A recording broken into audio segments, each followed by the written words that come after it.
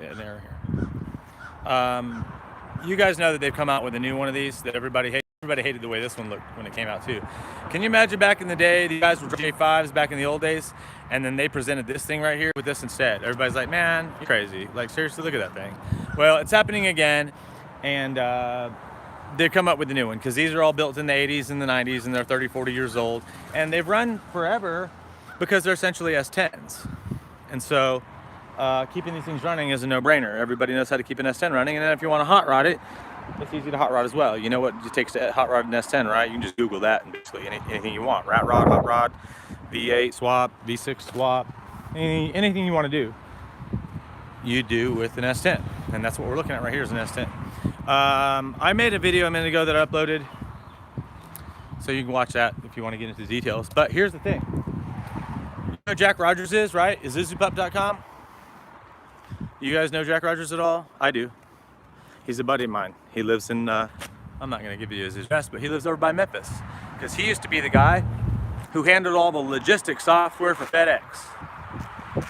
He's the guy who used to manage getting all the FedEx trucks all over the United States and the world probably, making sure that the computers held all that shit together. Now, he left FedEx, presumably because they were assholes, and he went to work as a contractor for the Postal Service. Now, Jack Rogers, my buddy who runs IzuzuPup.com, who, you know, I hang out with anytime I go through Memphis, who is, by the way, a fantastic barista. If you're ever in Memphis and you're an Isuzu guy, get a hold of Jack Rob. Anyway, he is the guy who runs the computer program that keeps the server up, that checks all these things. You know what I mean? The GPS that runs all this stuff, that basically knows where all these things are and keeps them en route, that's Rogers from IzuzuPup.com, the cappuccino guy. Now, he's the one guy who knows where all these are every moment of every day. So what he said to me was, oh man, I'm not the guy to talk to because I just run the server. You know, Tim Dixon, you know how that works, right? Like, I'm not the guy you talk to. If you need to get a file from the Department of Defense, you have to go to someone else. For me, I'm just the one who handles the server. Make sure that all the files go to where they're supposed to.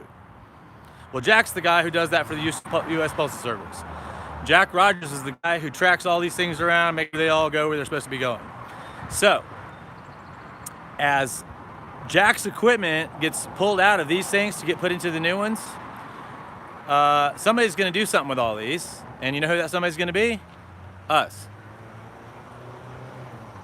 We're going to make sure that all of the homeless shelter people that have been working their asses off all these years to get homeless people sheltered and fed, get as many of these bodies as they possibly can to make little tiny sleeper homes out of. We're going to stack them up. All you got to do is take that body right there and throw it up on a few cinder blocks. If you've got $12 in cinder blocks and whatever they're selling this postal Jeep for, you've got a tiny home. Ask John Fairhurst about it. He'll tell you all about it. Now, here's the thing. What are they selling these for? $200, $300, $400, $500? If you take that body and put it on some concrete blocks and make a tiny home out of it,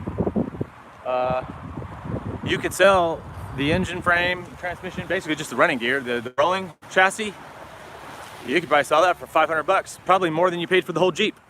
So you could probably buy that whole thing, pull the body off and make a tiny home to live in, and then sell just the wheels and the axles and the frame and the engine that's in it for more than you paid for the tiny home.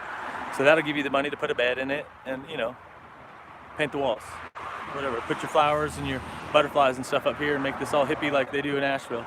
Can you imagine? We're going to start this pilot program in Asheville, and we're going to show you guys how this works. Hey, we got a little bit of homeless people here, but not a lot because we're cool. But we take care of them here in Asheville. But in places like San Francisco, where all my buddies haven't figured out what to do with all the homeless people yet, like hotels. Have you ever been to Japan where you can rent a little sleeper by the hour, or been on a train, or been in an airport where they said, hey, we'll rent you this little sleeper right here for $30 an hour? U.S. Postal Service is about to give all these away to everybody who needs a place to sleep. You know, San Francisco's got a bunch of them. So how about Asheville shows you how to do it. San Francisco, get your ass in gear and get it going and get all those guys out of tents along the side of the freeway. That's disgusting, dude. Seriously. Every time I come into San Francisco, I'm like, what the fuck are you guys doing here, man? You got Tesla up in here. You got all the tech people up in here. And you guys haven't figured out how to get your homeless people stop from sleeping in the tents on the side of the off-ramp? All right, well, that's how you do it. You go down to your postmaster general and you say, hey, I hear that these things are junk and they catch on fire. That's true. Anybody will tell you that. Matter of fact, here's the thing. If any one person right now, after today, gets hurt or injured or killed from one of these things catching on fire or having an accident, that's negligence in the US federal government. I'll tell you why. Because right now, everybody knows that you should take these things right now, take them off the road immediately, put a bed in it and put a homeless person in it, and you should give that part right there to me and my buddies and let us race them and make hot rods.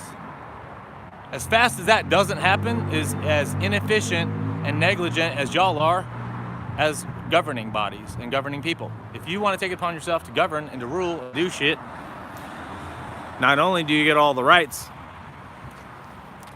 all the fringe benefits, but you also have all the responsibilities. This is a federal resource that's been paid for by taxpayers. If you do anything else with this thing, if you give it to some corporateer and they make $1 million off of it, me and my buddies are gonna hunt you down. Because somebody comes up with a better idea than I've got, I'm all ears, bro. I don't care. I got no skin in this game at all. All I'm gonna do is race and build hot rods and watch all my homeless people friends not sleep in tents at by the side of the freeway. So, postmaster, get with the homeless advocate. 2 people. Who are we talking about? Postmaster General and the guy in the cabinet that heads up the homeless problem. Bang, easy, done. Okay, and then we want all the hot rods underneath, okay? Sell them. We'll pay you guys a fair price and we'll all have hot rods.